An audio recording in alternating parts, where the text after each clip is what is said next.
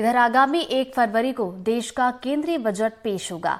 इस साल लोकसभा चुनाव भी है और ऐसे में मोदी सरकार बजट में बड़ा ऐलान कर सकती है।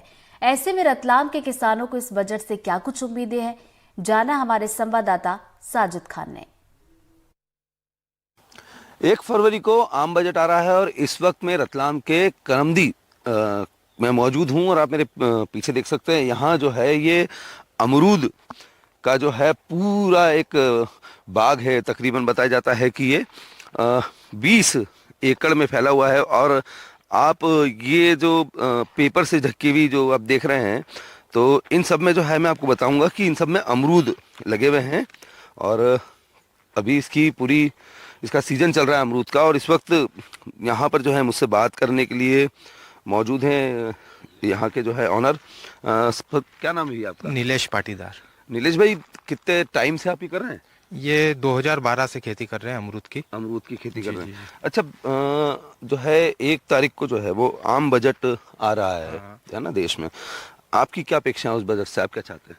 ये कि ड्रिप इरिगेशन पे सब्सिडी मिले। ड्रिप लाइन जो खरीदते हैं उस पे अभी तक कोई पक्की सब्सिडी नहीं, गारंटेड नहीं है।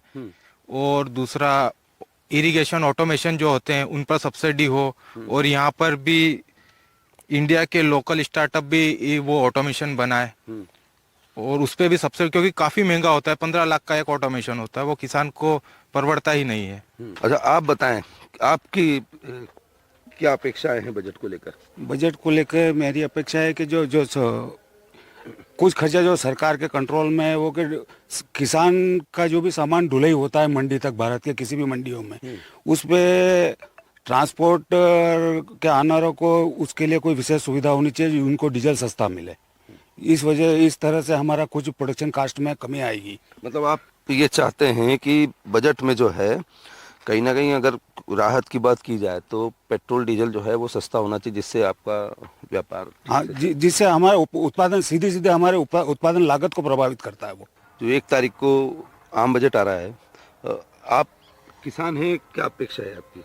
हमारी अपेक्षा है कि सरकार डीजल के रेट पे ध्यान दे, क्योंकि आज खेती में सबसे ज़्यादा लगने वाला जो चीज़ है वो डीजल है।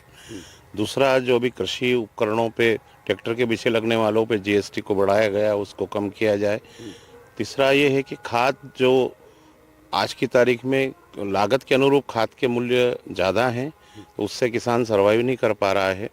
इन 2-3 चीज़ों पे ध्यान दिया जाए तो हम खेती में सर्वाइव कर पाएंगे। अन्यथा अभी जो हो रहा है, लागत और जो हम बिक्री है उसमें ज़्यादा अंतर नहीं रह पा रहा है।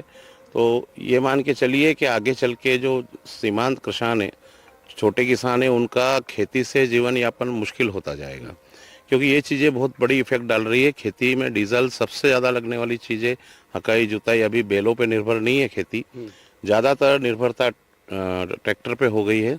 तो सबसे बड़ा तो जो खर्च बढ़ा है वो डीजल में बढ़ा है। तीसरा, पेस्टिसाइड में बढ़ा है, क्योंकि वो काफ़ी महंगे हैं और उन पे फिर टैक्स अलग से है। तीसरा, खाद पे है, तो जो खाद जो है उसके भी अगर हम तुलनात्मक कीमत देखें तो पिछले कई सालों से बहुत ज़्यादा है। तो ये 2 जो 3 चीज़ें हैं, ये किसान को बहुत परेशान कर रही है।